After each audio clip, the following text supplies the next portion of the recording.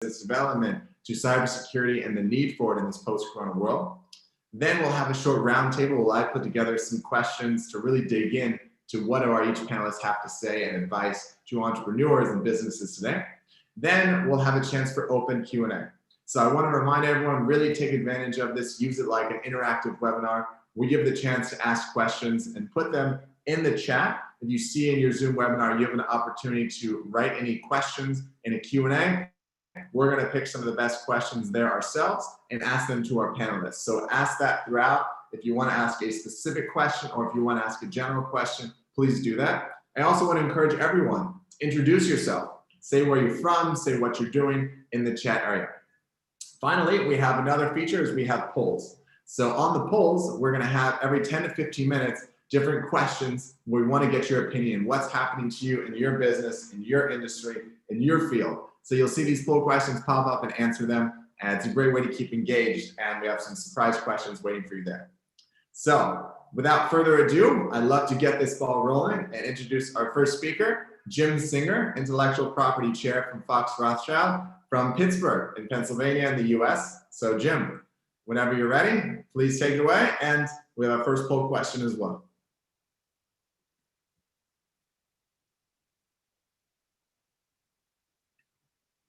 Jim, you're still muted? Always happy. Sorry about that. All right, always the first thing to know in the meetings. All right, can you see my screen? Not yet. Try it again. All right, let me try the share button again here.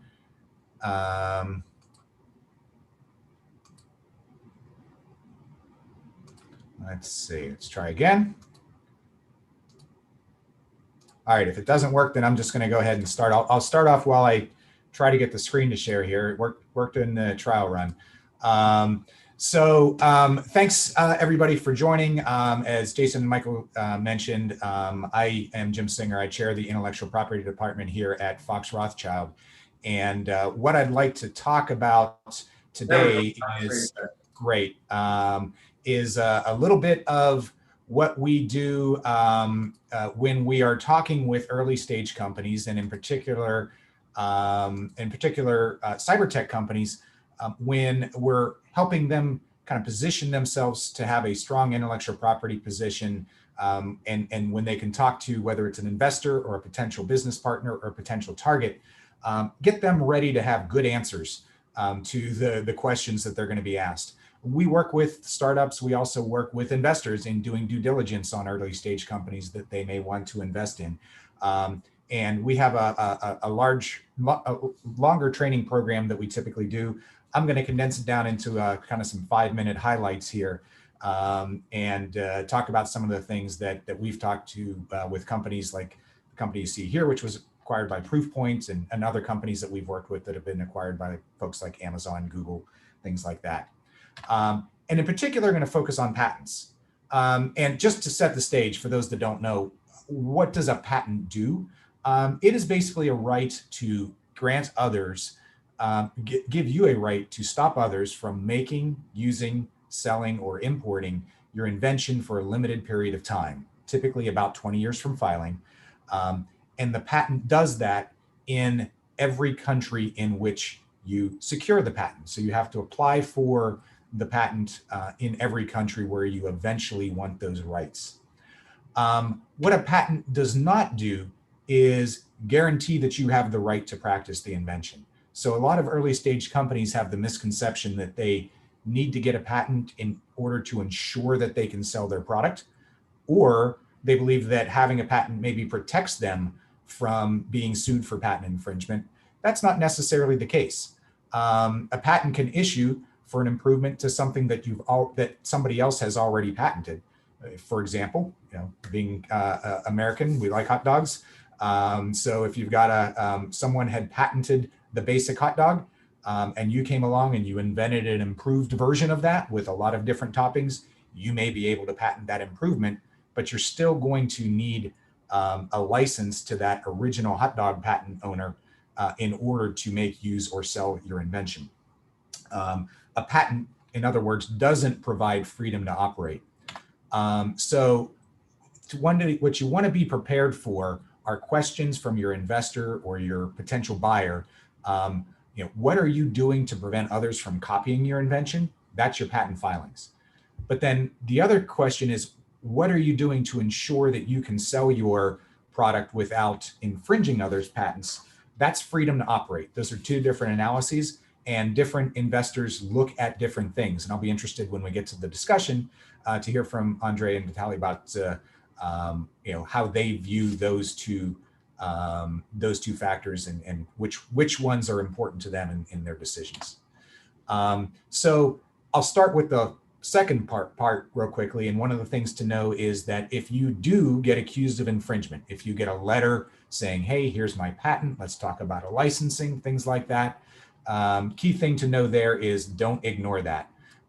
You don't want to write memos or emails internally that talk about that patent and say, well, here's what we do and here's what we don't, because those documents can eventually be used against you in litigation, no matter where you are, whether that's Europe or US or Israel or wherever that might be. That can be an issue for you.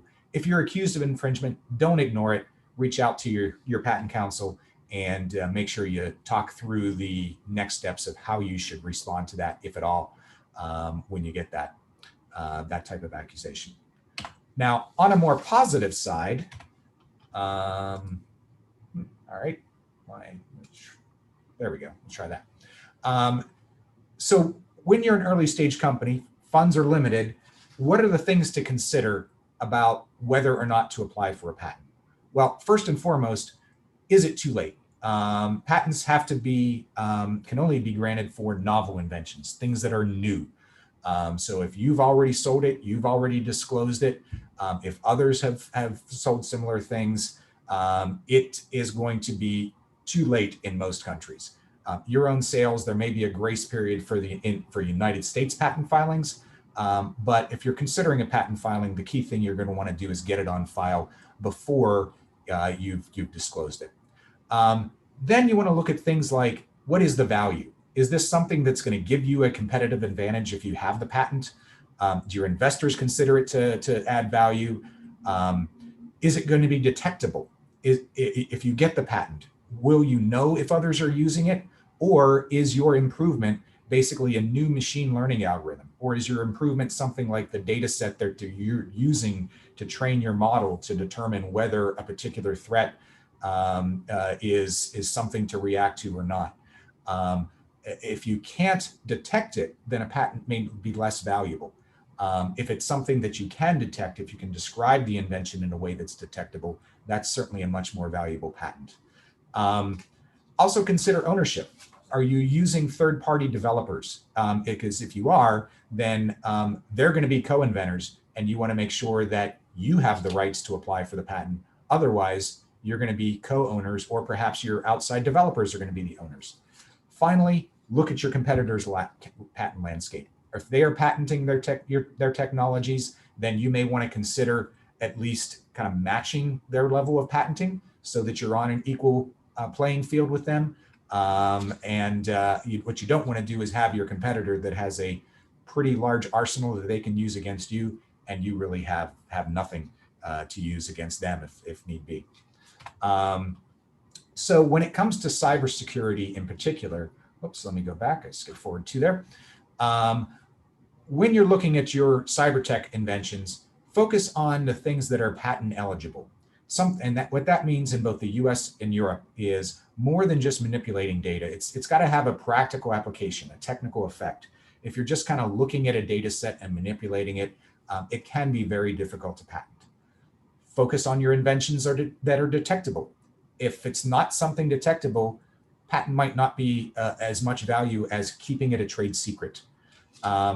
And because when you file your patent application, that patent application is going to be published. And you can't keep something a trade secret and patent it. You have to basically kind of decide one or the other. Now, there may be aspects of your invention you can still keep trade secret. For the most part, you've got to disclose it if you're going to patent it. And then look at what your competitors are doing and maybe try to fill the white space that they've missed with their patent portfolio. And that can be a good strategic way to get some patents that will add some value. Now, when it comes to cyber tech patents and cybersecurity patents, we're seeing these increase over the years. Over the past 3 years, the number of patents granted have certainly increased. And if you look at the US and China, they kind of track. Much less so in Europe.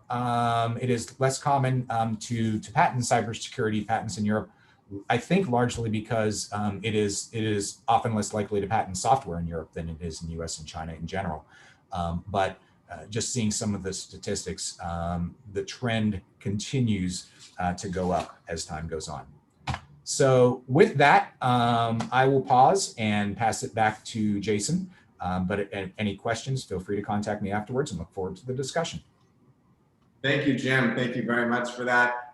You have his email if anyone wants to reach out directly. Also want to encourage everyone to ask any questions. If you have any questions for Jim, you'd like an answer today, send that into the Q&A section. We have our next poll results coming up. So great. Obviously, everyone understands how critical IP can be. Now, I'd like to move on to our second distinguished speaker and invite Vitali from the Kaspersky iHub to present. So unmute yourself, Vitali, and the stage is yours. Hello, guys. I hope you can hear me. Jason, I cannot share the screen for some reason. Maybe you can let me do that. Okay, we'll do that right now. Just wait 1 second. You have it? It says it's the host disabled this sharing capabilities. Should see a second now. It popped up. Happens. Something is happening. Can you see Yes, it? there you are. All right. So my name is Vitali Markov. I am the head of the innovation hub at Kaspersky. I hope you know our company is one of the biggest and probably the most famous cybersecurity, privately owned cybersecurity company in the world. Me and my team at Kaspersky, me and my team are responsible for running the innovative projects and engaging with the innovative ecosystem around our company, actually with external innovative ecosystem. And today I'll be talking more about what kind of threats we see since the pandemic started, and how we transform and why we believe it shall be transformed into the opportunities for the innovative ecosystem. First of all, I'd like to say that based on our discoveries and the monitoring of the situation, we see that the new reality that workers face is that they I would say not ruined, but they see huge impact on their work-life balance. At the same time, we see that workers actually developed the habit of mixing work and life things, plus involving the usage of the personal devices for the work purposes and vice versa. Why this happens? Because 1/3 of the workers state that they started working on the work task more since pandemic, more than they did it before. And this actually results in such examples like using the personal emails for the exchanging with the corporate data, with the peers or with the colleagues from the outside. At the same time, you see some stats on that slide, but I would like to say that in some cases, actually in most of the cases, people also start using the messengers to exchange the data or information, not only private for sure, but also corporate data. And sometimes, unfortunately, they use, in many cases, the messengers not even approved by their IT or security departments. This, in fact, creates a sort of the shadow IT infrastructure that I would say becomes invisible for both IT and security people inside corporates. And at the same time, but just looking at the stats or at some news that happened months or weeks ago, right now we are using Zoom service, right? But what happens in the beginning of pandemic, we saw that in fact, many of the companies migrated to the remote operations mode. Lots of the people were had to communicate using the remote collaboration tools such as Zoom. And in fact, the more populated this area became, the more interest this gained from the perspective of the cyber criminals. So they started looking at the very specific details how these things work. And actually, one of the issues identified, but hopefully already addressed with Zoom service, was the kind of unsecure passwords that allowed cyber criminals, or I would say cyber evil guys, to interfere with the Zoom sessions. In fact, lots of them are happening right now about the business matters. So these pose kind of a danger to the corporate data exchange. At the same time, we saw that more people spend more time on the social media, and we saw even we can say it's a stupid example, so very funny ones, but we saw that even such a simple and seem to be quite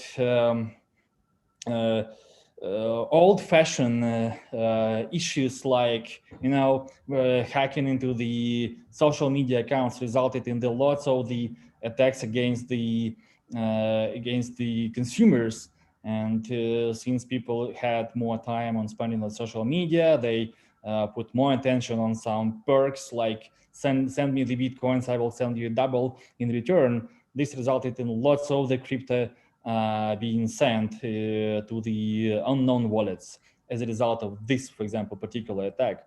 At the same time, the corona actually resulted in the few areas or industries growing. In fact, people stay at home more, they spend with their devices more time, and what they do, for sure, they play more.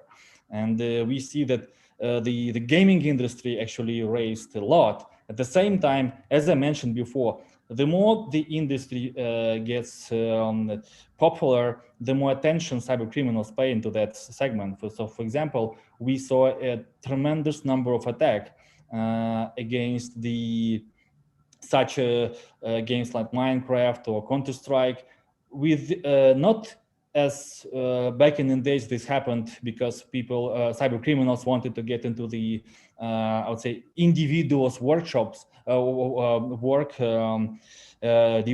devices, I would say. But also, since people do both private, personal, and work stuff on the same device, the goal of that type of attack was also not just to get some individuals' data, but also try to compromise the corporate environment, and through the personal device get into the corporate infrastructure. And for sure, as you see and you understand, the corporate perimeter is not the same anymore. The boundaries are not the same for sure. So as a result, just looking at the stats since the pandemic, we saw that a huge amount of users encountered the cyber threats. Companies report that more than half of the companies reported that the users actually access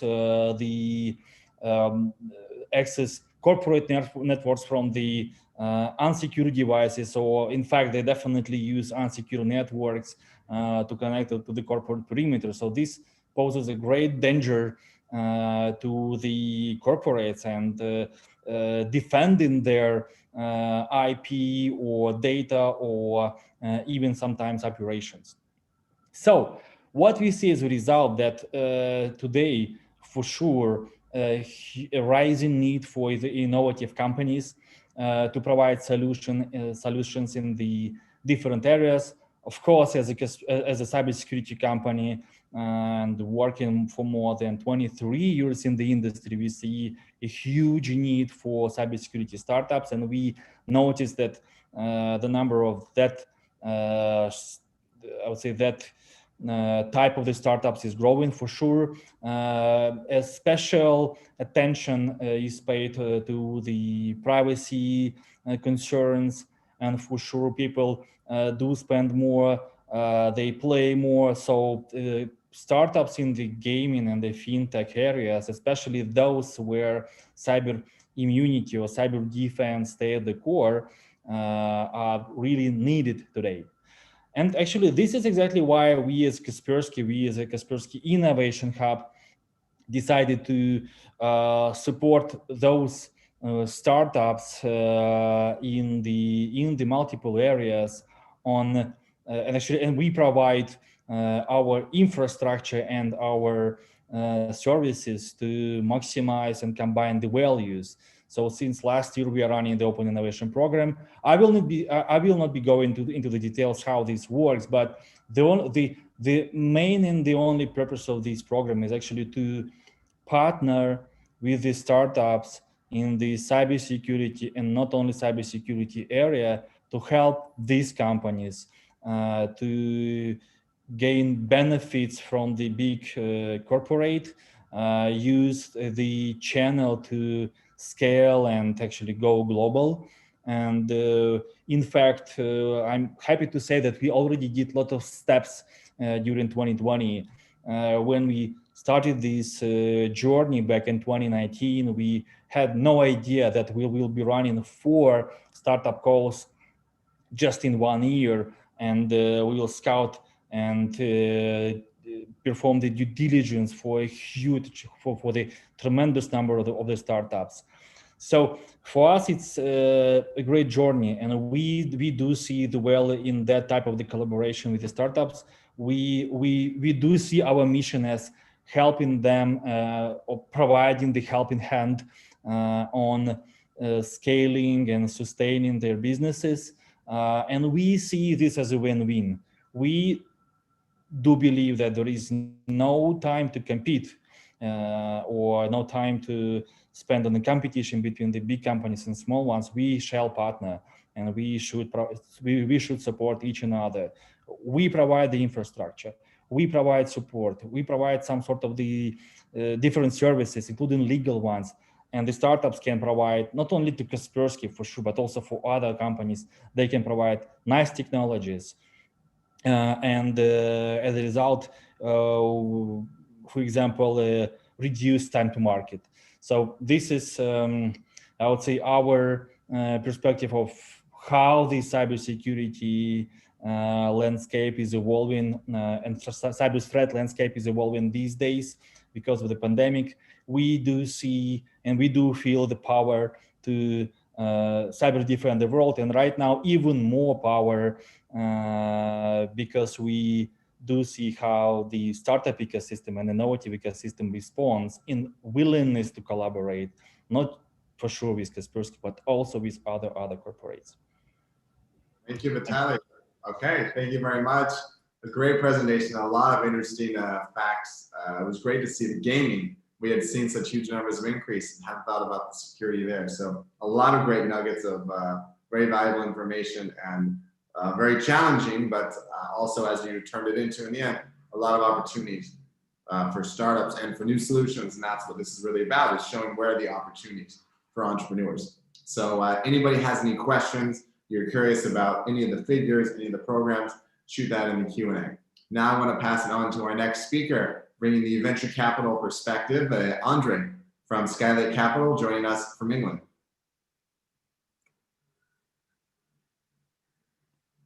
Andre, can you hear us? Unmute. Hey, Jason. Now we can hear you, great. Yes, I can hear you. Let me try to share my presentation.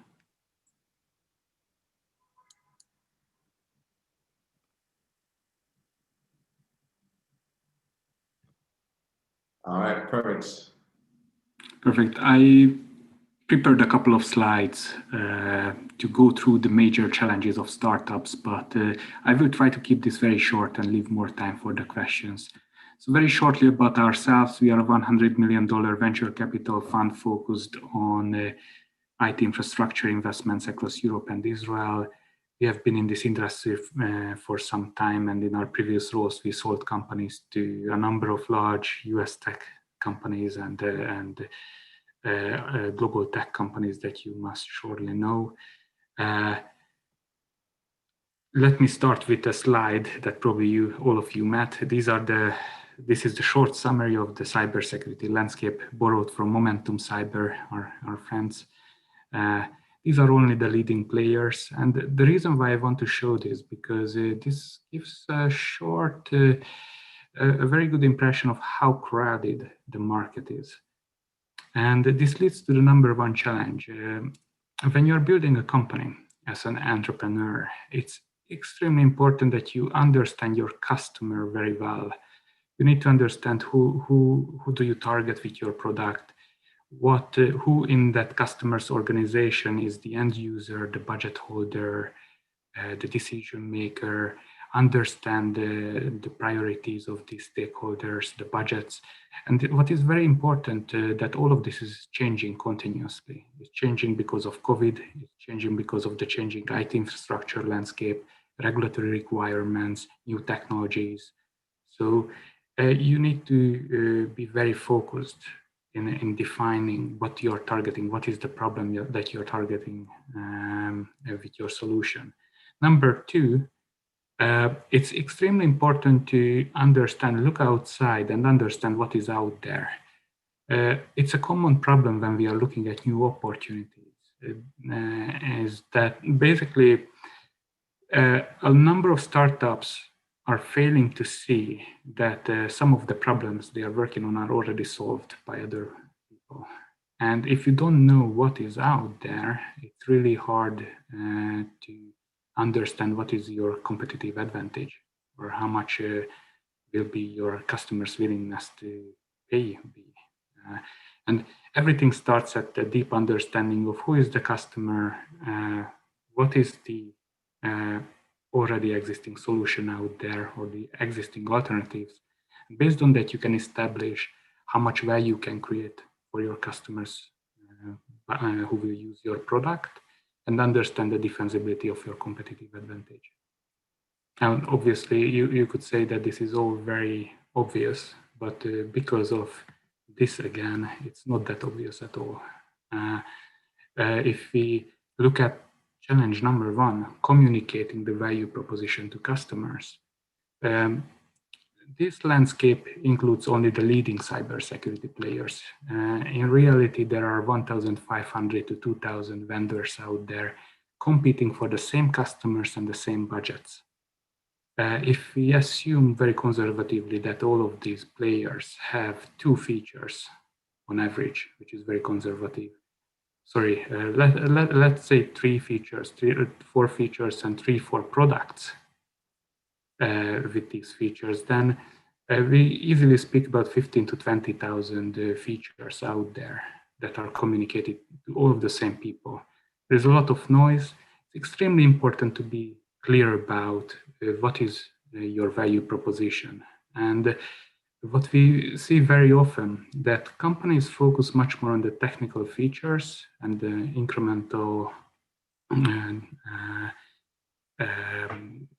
additions to already existing technologies, or the shiny new features that makes the engineers really excited, but that might not be understood. The relevance of those new innovations might not be understood by business decision makers who don't understand technology. So the bottom line is that marketing and communication is very important from the early days, and companies need to communicate the right things to the right people in the right way. And for the third time as well, again, if you look at this landscape, all of these people are raising money from the same investors. And what I want to highlight here, we are speaking about communicating the opportunity to investors. Investor communication is very different from customer communication. Investors are interested in a lot of topics that customer will be never interested in. Your team's background, the team's exposure to the problem they are trying to solve, the market size. We all know that the cybersecurity market is 160 billion. We see a lot of slides that include a phrase that we are targeting the $10 billion endpoint security market and we plan to capture 10% of it. So we will be a $1 billion company.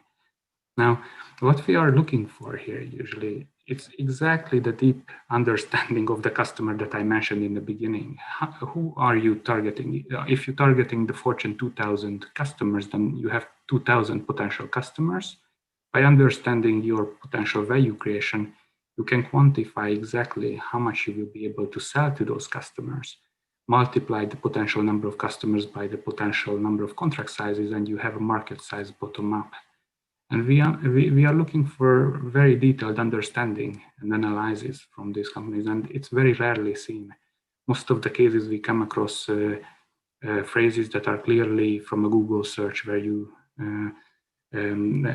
companies search for their own market segment and just take the sentence from a market research report citing the size. An investor will be always interested in going much deeper. And the go-to-market strategy, obviously, the defensibility of the competitive advantage. This includes IP protection, if it's the technology, what is unique, and the business model, uniqueness of the business model, the strategic partnerships, or anything else that helps the defensibility of the product. And in later stages, the unit economics. And a couple of words about COVID and the impact of COVID, just to set the stage for the questions. I mentioned customers, their requirements, needs, problems, the budgets. Now, all of these are impacted by COVID. And it's important to note that the security budgets itself are impacted. In some cases, they are decreasing. In most cases, they are decreasing in the current situation. The customers' priorities are different. They are spending on different products. The main focus is on ensuring business continuity and securing the remote workforce. And obviously, the go-to-market strategy is changing because you cannot meet anymore with customers in person. Most of the meetings are shifting to Zoom calls. It's a very different type of sales strategy. The products and service delivery is different. If your product requires on-site deployments, then that's a problem, and you need to find a solution. But the pricing strategy is changing.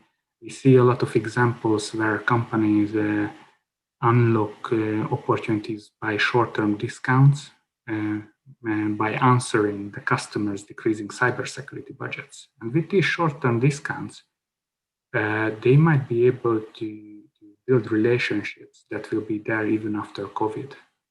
And the last one, again, investing in customer relationships. We see that it's extremely important that even if you cannot increase your revenues or cannot sell, by understanding and listening, understanding the customers and listening to their problems and current priorities, you can demonstrate that you are one of the right partners they should work with. And maybe by giving discounts or starting to work with them in a difficult period, they will become a long-term partner in the future. And that's it. And we could speak a lot about which areas where we see the opportunities, where are the most opportunities in the current cybersecurity market, but I will leave it to the questions. We'll get to that. We'll certainly get to that. Thank you very much, Andre. I have a lot of questions, and I don't want this just to be me, so I want to encourage everyone in the audience, keep sending over your questions, and we'll get to as many of those as we can. I want to start us out bringing up something that actually, Jim, you had brought up earlier, and I want to pose this question to Andre and then to Vitali, which is, how do you consider a company's patents, whether in your investment decisions? So Andre, for you, how do you evaluate the company's IP, and is that critical for you? What stage does it become critical? And then Vitali, I want to ask you, when you're looking at a start to potentially partner with, do you need to see IP, and how important is that for you? So Andre, do you want to begin? I think it depends on the opportunity. I would say that if it goes back to what is your value proposition? Is it a new business model? You deliver something in a more efficient way, with less hassle, in a better pricing model? You're providing the same value at a cheaper cost base? It might be possible that you don't have anything unique about the technology, and then it's less relevant. Now, if you are developing something completely new and revolutionary and creating your own segment by creating a new technology, then it's very important to start to think about IP protection early on in the journey, because that will be a key part of the company's value. And obviously at the seed stage, it might not, the company doesn't have the budget to protect its IP and hire professional lawyers, but it doesn't mean that someone cannot start thinking about it and building relationships, having early conversations. What is what are the next steps, and who will be the partners for that? Okay, thank you, Andre. And Vitali. This is actually a very good question. And I would start answering this by identifying that there are two things we should keep in mind. From the Kaspersky Innovation Hub, I would say that we not usually look for the invention where the IP is one of the fundamental or one of the must-haves, but we look for the innovation, means the right invention in the right time. So for us, it's not always so much important to see a specific patent or IP or patent pending request in the startup that we going to partner with. For sure, for us, more important how they help us to bring or transform or enrich our customers' user experience, how they help us to deliver new defense technologies, I would say. And for sure, at the same time, while working with a startup, since we do provide the infrastructure for those startups to go global or partner with them or partner with us or run the co-labeling or white labeling programs, it's important for us to ensure that there are no violations on the third-party source code usage. There are no violations of the third-party IP usage. So this is, I would say, not super crucial at the very beginning, but this is important for us. Again, why? Because we are not looking for the invention. We more look for the innovation that help us to better protect our customers in a simpler way, in the more efficient way. And as I said, that innovation has to dramatically enrich and enhance customers' experience and defense capabilities for sure. All right, thank you, Vitali. Jim, I want to ask you some follow-up on that, and if you have any comments. And another specific question is, when do startups normally come to you in terms of looking to seek IP protection? Because that's a question that Andre brought up, and we've heard before about when is the right stage. So I'd love for you to comment on when is the right stage, and when do companies normally come? Basically it's before you start talking about the details of your invention in the public, before you sell it, before you even have a beta release. That's really the appropriate time to start thinking of it, because once you start to go public, you can lose your opportunity to do that. Now, one of the challenges facing startups is that a lot of times, and especially in the cyber tech space, is there are iterations of an invention. You may have the beta, but the actual finished product may be years down the road. And it's tough when you have to file the patent application here, but the product isn't finished yet. And a lot of what we do, at least in the United States, we take advantage of provisional patent application filings, which are basically, it's not something that gets you a patent, but it's something that allows you to put your invention before the patent office to kind of put a stake in the ground and say, okay, here's what I have as of today. And then you have a year to update it and formalize it. So it at least does buy you a year. The other advantage of that is that, especially for a startup, what we try to do is we give the startup a little bit of training on what type of information to put together, so they can do a lot of that work, that documentation themselves, and reduce the cost, because as Andre mentioned, it can be expensive. And especially when you're looking at a complex software application, it can be very expensive. So So, but getting in early is certainly key. Right. Thank you very much, Jim. Let's talk about COVID-19 again and the changes that has brought, because that's clearly on the top of everyone's mind, is how this has changed both the business strategy as well as the fundraising. So I'd like to follow up with you, Andre, about one of the points you mentioned is you really broke down some of the challenges that exist. And there's always been these challenges from so many different cyber companies in the space. And one of them is really, how do companies stand out? And so you mentioned these opportunities. So I'd love for you to elaborate on that point. Is where do you see perhaps new opportunities that have opened up or that have grown since the pandemic?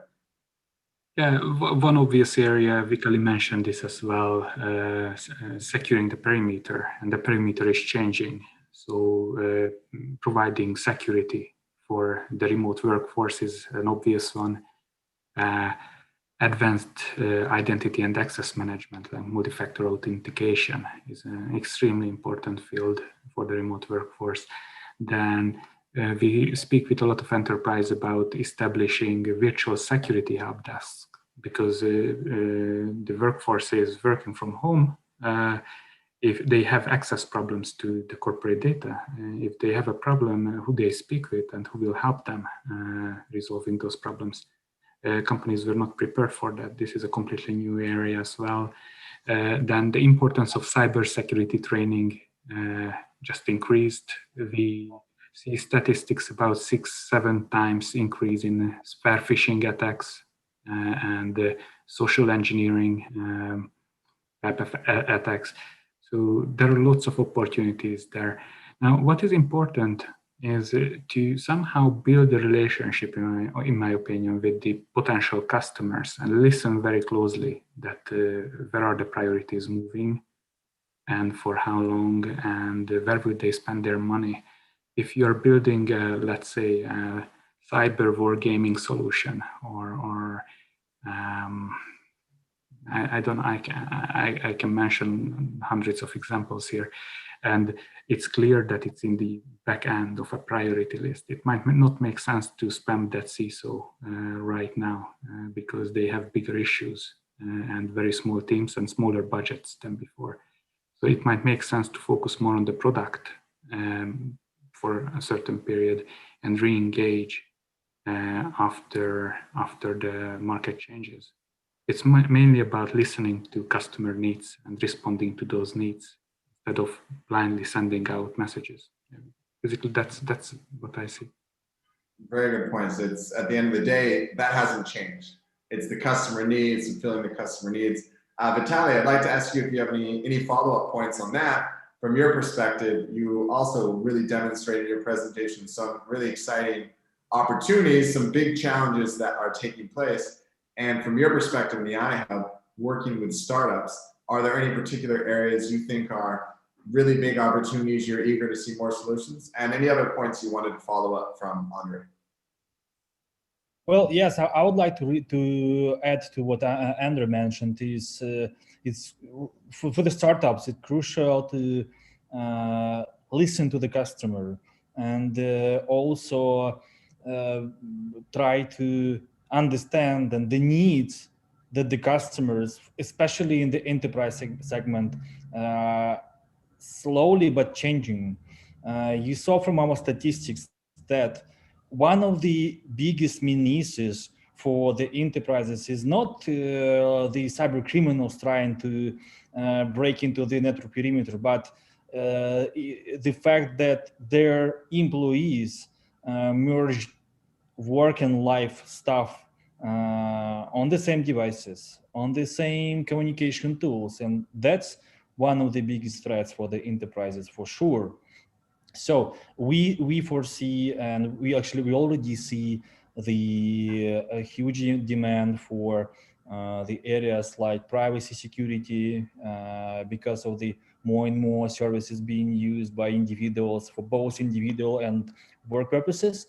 We do see that an area like cloud services is also like someone can say that almost forgotten area cloud services now also emerging again, because people are really using more cloud services and more SaaS-based tools to just literally to talk to their colleagues. And also really good thing that Andrew mentioned about the education.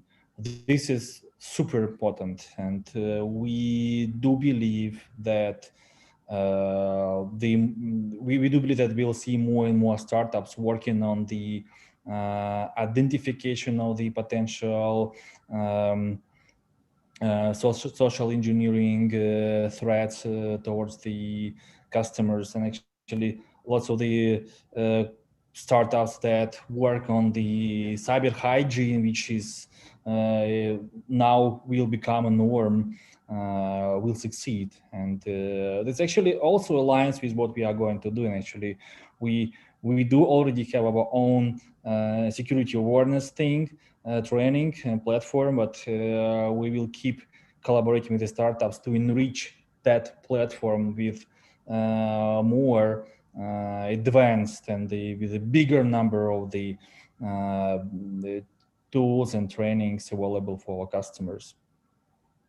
Great, very, very good points, very great insights. Thank you, Vitali. I want to follow up on the core point we're talking about, which is customers. And that customer usually is going to be a CISO. And from a lot of our experience working with events, with startups, and with CISOs, they've been overwhelmed for years. There's so many startups trying to get to CISOs. And I can only imagine that since COVID-19, they're overwhelmed, not just with startups trying to present their solutions, but with really dealing with all the threats they're facing today. So what advice, and I'll open this up to anyone, would you give for startups, and how can they approach CISOs when the situation is much more challenging right now? How do you get that meeting? How do you get to be one of their top priorities? Is it by going direct? Is it through an investor? Is it through a partner? What's your advice for companies in that situation to get to the customer in a more effective way? Should I start? Sure. Yeah.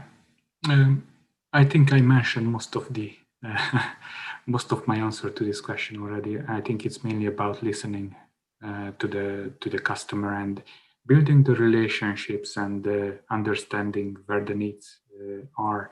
Now, what I would like to stress here is that we speak about COVID-19 and the challenges and changes coming because of COVID-19, but what we see that regardless to that, there are a lot of other changes in the IT infrastructure because of innovation. Whether we are speaking about migration from on-premise to the cloud or adoption of artificial intelligence. If you adopt a new technology, you will have new attack vectors. That opens up new opportunities all the time. And the adoption of artificial intelligence definitely didn't slow down. It just speeded up with COVID. And what I'm trying to say here, that there are new areas created, like, for example, securing the machine learning pipeline. Or you can mention, for example, another big trend, convergence of DevOps and SecOps. And the customer in some cases might not be the CISO, but the software engineering team, and the end users are developers who are embedding security solutions within the software development pipeline. So there are a lot of changes that are very important to understand. And if someone understands the changes that are happening, then I can understand how the customers will react to those changes. So it's great points. I want to dig deeper and really, what is your advice to a startup, and how do they get that CISO meeting? How can they approach a CISO? Do you think it's best? Can they do it directly? There's probably so many companies trying to go to CISOs. What's the best strategy for a startup to get it? All of the large corporates have innovation scouting teams, and they are looking to adopt technology. They have a priority list. If you understand what companies are looking for and what are the most burning problems in the current landscape, there is plenty of information out there, to be honest, about this. Then you can send targeted messages, very short, focused on your value proposition. How will you solve one of those challenges, and how much value do you create relative to what is out there already? And I think that's the best shot at it if you don't have existing relationships. Thank you. Vitali, do you have any Yeah, actually, Andrea just mentioned the thing I was about to say, that yes, do go to the innovation departments. Those are the bridges between the outer world and the corporates, the core business, I would say, right? And go to people like us, go to guys like Kaspersky Innovation Hub, but in other enterprises. We are not the only company who does stuff like open innovation startup calls. Hundreds and I think maybe thousands of other corporates are doing this right now all around the globe. And the innovation departments, they do know or can quickly get the details about where the core business is looking for, where core business is not capable to do any actions now, but maybe the investment or innovations department can through the piloting program. So that's one of the tools, I think, especially now where I believe CISOs have lots of the extra stuff to do because of the increased, I would say, very surprisingly changed cyber threat landscape. Thank you, Vitali. I want to elaborate on this with you too, Jim. I'd love to hear your thoughts and your experience working with startups, but also with corporations or CISOs. How do you play into this game? Do you work on both sides? Do you primarily work on one? Do you, as a lawyer, can lawyers actually also help with those business introductions occasionally as well? Absolutely. And when I was listening to the conversation, I was thinking about that because we have, large company clients and startups, and we do work with both. And when it comes to the startups, the ones that have been most effective are the ones that, as Andre said, have a very short, focused message, because what you don't want to do is send a long email. If somebody has to scroll through the message to understand what you're talking about, you're not going to get your message through. It's going to be just deleted. But then also, whether you're going to the innovation department or whether you're going to maybe somebody who's not the CISO, but maybe somebody who's on the CISO's team who has a little bit more time, maybe they're not getting targeted as much. And if you can get that personal introduction from your investor, from your attorneys, from your other advisors, connecting that with, a personal introduction to that person, and then a short focused message on your value proposition. The startups that we work with, those are the ones that are having the most success, at least getting in the door and being able to make a bigger pitch. That's actually a very good point. Obviously, if you're in a situation that you raise money from a sector-specific venture capital investor, and there are a number of cyber-focused investors out there, including ourselves, that's part of the value proposition there, that naturally we are speaking with 50, 60 CISOs every couple of months to monitor what's happening on the customer side. Where is the market going? Now, a sector-specific investor can utilize those relationships and introduce their portfolio companies. But this is not, this is available to the portfolio companies. To the wider market, it's more difficult. Very good. Okay, thank you very much, Andre. Thank you, Vitali. Thank you, Jim, for joining us, for sharing your insights. I think this was fantastic. What we really tried to do, and I think we accomplished very well, was bring all these different perspectives, but some very similar messages and key actionable insights, the importance and critical nature of getting to the customer, understanding the customer needs. They're always changing, and COVID-19 has really accelerated that change. A great tip we just heard right now about perhaps approaching somebody below the CISO, being really fine-tuned with your message, and of course the importance of IP in the right stage of when we can get that. So thank you so much for all our panelists. For everyone else, thank you for joining us. We have a lot of activities at Access Innovation coming up. We have in 2 weeks a webinar event focused on the digital in-car experience called Access Dice on November 18th. If anyone is interested, cybersecurity, of course, in the car is another area we never touched, but that's a growing need. All cars are being connected. We're going to have about a dozen startups presenting the leading automotive tier 1 and OEM companies presenting there. You can find all that information on our event and register to that. The next month, we have an event focused on telecom innovation. What are the latest areas using AI, using 5G for telco solutions? So stay tuned for more information from us. Thank you so much, everyone, for joining. Have a great rest of your day today and a great weekend. And of course, to our panelists for your time from California, from the East Coast, and from across Europe. Bye-bye.